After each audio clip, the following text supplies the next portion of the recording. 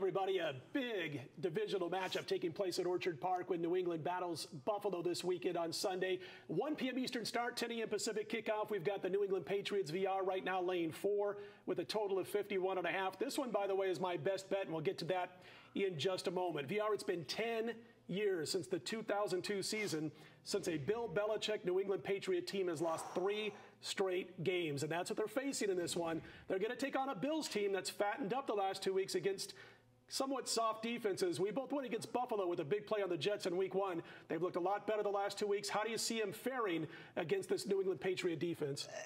Coming into the season, Belichick said he's going to take a more hands-on approach with the defense. And we've seen the fruits of his labor. I mean, compared to last season before that, this New England defense is good. I really do believe that. When you look at the Buffalo side, I'm not surprised they looked good against Kansas City. They're 21st against the run, and we know Buffalo could run the football. And then they played Cleveland. I don't even need to go there. We all know where Cleveland stands. Yep. Exactly. So I'm not really impressed by the Buffalo success. Tough place to play, don't get me wrong. Buffalo's a team you got to be pretty confident again if you're going to go against at home. But with that said, New England should be able to shred this defense. This is a team that's switching their defense. You know, they went from the 4-3 to more of a zone. Right. And on top of that, you have a defense that allowed the most yardage in franchise history last year. I don't think it's going to improve a lot since then. I don't know. Personally, I think if New England is one of the best 3 to 5 teams in all the NFL, this is a game they should not just win, but they should go in there with a chip on their shoulder, ready to do some damage. And we know that Bill Belichick is not being suspended. He got a hefty $50,000 fine, but he wasn't suspended for any action when he grabbed the referee after their game the other night. But when you look at Buffalo's offense, you're talking about banged-up running backs in both Spiller and Jackson. Jackson said he's coming back sooner than everybody thought he would. So Tashard Choice is the guy who takes over last week, again against a bad Cleveland defense, and he rushes for about 90, 95 yards on 20 carries, and he gives his offense time, the throwing game, some time to create a little bit, because all of a sudden you just can't load up and try to force Ryan Fitzpatrick into making mistakes. I don't care who's at running back. Spiller's my favorite, by the way, of the 3 backs, because he's got more breakaway potential.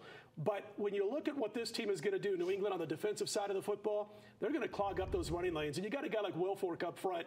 I mean, this guy is a man, child, and a half. He doesn't, you can look at the stats. He'll have like 1 assisted tackle, 1 unassisted tackle, but he clogs up like 10 different and everyone else gets the jump on the runner. Exactly. What he does is by him getting in the way, he keeps the lead blockers from getting to the second level of defenders, which are the linebackers, so they can come up and make the tackles. And then you put the onus of the offense on Ryan Fitzpatrick, who, by the way, over his last 12 or 13 games, 20 touchdowns, but 20 interceptions.